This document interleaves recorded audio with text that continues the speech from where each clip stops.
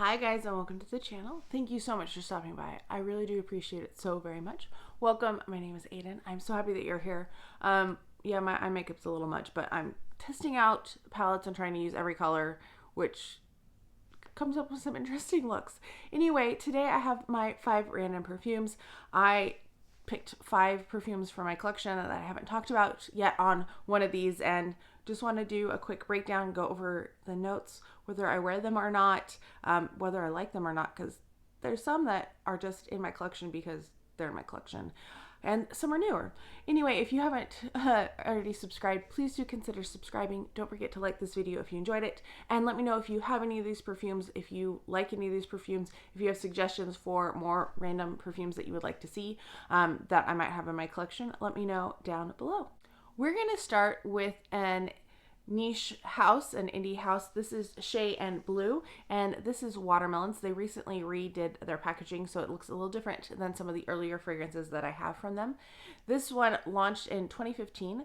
The notes are watermelon and green mandarin. Middle notes are green leaves, green tea, and honeysuckle, and base note is vetiver. And this one is meant to smell like watermelons, and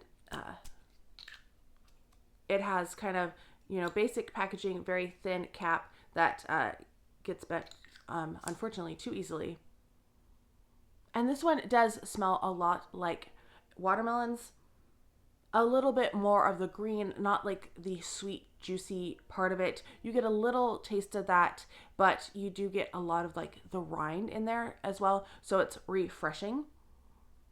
And it's very light. This does not have a great longevity, I will say that. But it's a fun one. It's a nice summer one. If you just want a fun watermelon scent, this is a good one for that. So Shay Blue Watermelons is the first one in my 5 random perfumes. This next one is very difficult to find. So, but I'm just showing you perfumes in my collection. I'm not trying to like sell your stuff. Some of these you might. But also maybe it's something to put on your radar to look for, or something to bring back out of your collection. Anyway, this is Frozen in a Bottle by Disney, but the perfumer on this is Geir Ness. So Geir Ness produced this. He also has a perfume, Layla. They sell, or they did when I was in Disney World in the Norwegian Pavilion at Epcot. They sold his perfumes, and this one came out and I was like, oh, I have to find it. Took me a while. I kind of stalked Mercari and I finally found one for a decent deal. And this one is interesting. It's very light. I feel like his other, Layla, is a lighter perfume too. The notes on this, I'm not sure. There's no official notes. This is kind of what Fragrantica people have said they get. And I don't agree with one of the notes because usually it gives me a headache and this one doesn't. But that says lily of the valley, amber, wildflowers, lavender, and rose. I feel like there's something else in there. I don't get the lavender. Thank goodness, because like I said, that when I smell lavender, I get like a headache right here. There's something about it. But this smells like watery, and it also smells, how do I describe it? There's a wateriness to it. There's some sweetness to it, like maybe some melon of some sort, maybe a honeydew or watermelon or something in there. There's a little something more in there as well, but I'm very glad that I have it. It's one that I don't wear a lot because it's not necessarily my speed. I look Norwegian, so I like that connection to my heritage. Next up, we have Peach Fields by Skylar. I have 3 Skylars and I like them. I just wish they lasted longer because these really don't have a lot of lasting power, but this does smell so good. This one came out in 2022. The notes are white peach, grapefruit, and mandarin orange. Middle notes are osmanthus, lily of the valley, and vanilla. Base notes are musk, sandalwood, cashmere wood, and amber. This has a lot of peach in it, but it's not an overtly peach fragrance. It's not as peachy as this is probably controversial, but I feel like Bitter Peach by Tom Ford has a more peach forward, like a spiced peach, but has a little bit more peach. This one has the peach in it, but it's not as prominent of a peach as I would like. I have some more peachy fragrances like Peach Bellini by Bath and Body Works, even Peaches Ellis Brooklyn, I feel like has a little bit more peach. This one has a lot more greenery in it. And maybe it's just because I haven't worn it lately. We're going to spray the other end of the strip.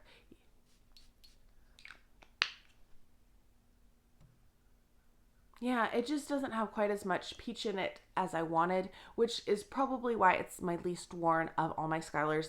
I like Skylar. I don't love Skylar. I have a love-hate, and they don't last very long. That's my big problem with them. I want them to last longer. And so this one is an okay fragrance. If you're looking for peach, I feel like there's better peaches out there than this one. I used to like it, but it's just not as peachy as I want it. I found some other things that are more peachy since I got that one. All right, next up is Vanille Mousse from Le Monde Gourmand. And sorry, it's not close enough to read, but when I bring it close, oh, there we go. Yeah, you lose focus and it gets blurry because it's too bright. This is not on Fragrantica, but it is for sale on Ulta, so it's $25 for a bottle. Don't do that.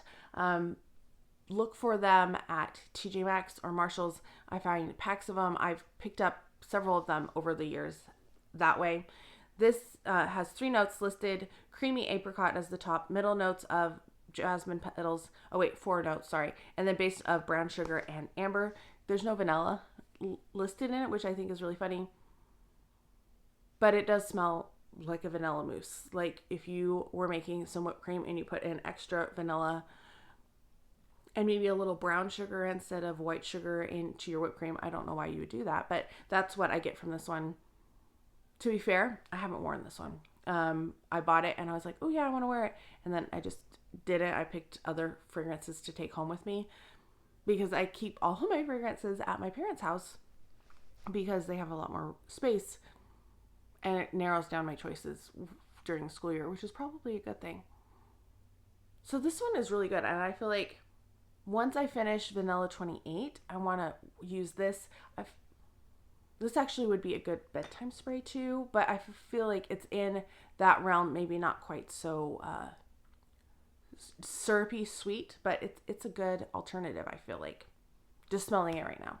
All right, last one is Chanel No. 5. And yes, I keep this one in the box because I bought this just so that I had a Chanel No. 5 because it's iconic.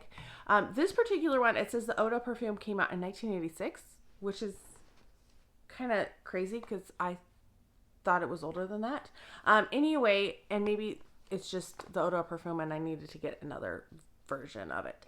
The top notes are aldehydes, ylang-ylang, neroli, bergamot, and peach. Middle notes are iris, jasmine, rose, and lily of the valley. Base notes are sandalwood, vanilla, oak moss, vetiver, and patchouli. And I find it interesting when I looked up the notes on Fragrantica, they have a note about like they're not selling or Chanel fragrances. I'm not selling this. It's part of my collection. I got this at Sephora many years ago. This was my first Rouge Reward. I used it on this because it was expensive and I wanted a Chanel No. 5. And it does, like when you look at it through the back, you can see what it says. It says Chanel No. 5, and then it has it on the front too. And yeah, I felt like this was something I needed if I was a perfume collector. Yeah, so there you have it. So, oops. I mean, it's kind of compelling. It's not a me scent. It smells shampoo-y. But it also, like, if you smelled aldehydes, if you smelled vintage, older perfumes, you get a load of that in this. It's strong. Probably not as strong as original formulations, but it's strong. It has a presence. It's like, you will smell me. You will know my presence, which is not usually what I go for. I usually go for fruity, lighter scents or vanillas or gourmands. I can appreciate it. I feel like this, maybe not so much it would wear me, but I feel like it would kind of envelop me and a little too much. But I feel like I could still wear this. and it would be okay if I wore just a couple sprays of it. I have other fragrances I feel like would wear me more than I would wear it. And this one's just right on the border. And it's settling down, but you do get those soapy aldehydes in there quite a bit. But I wanted to talk about a classic because it's kind of iconic, and even if you're not part of the fragrance world, you know the name of Chanel No. 5. So I wonder what the original formulation, like how it differs from this one smell-wise. I would love to smell like what Marilyn Monroe used to wear to bed. That would be really interesting to know. All right, so that is it for my 5 random perfumes this time. Let me know your thoughts and opinions. Let me know if you have any of these fragrances, if you want any of these fragrances. Yeah, let me know how you're doing as well. I hope you're all having a fantastic day. Thank you so much for stopping by, and I can't wait to talk to you next time.